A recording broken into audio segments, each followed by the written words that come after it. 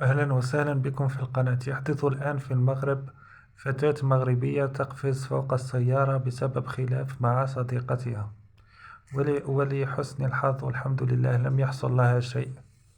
وأنا من هذا المنبر أوجه لها رسالة مستشهدا بآية قرآنية، وهي: ولا تؤذوا بنفسكم إلى التهلكة.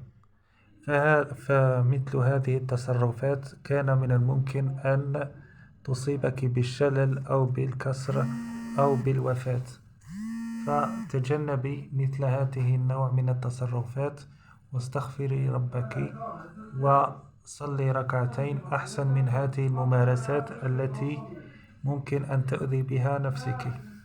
أسأل لك الله الهداية والتوبة، والسلام عليكم ورحمة الله تعالى وبركاته.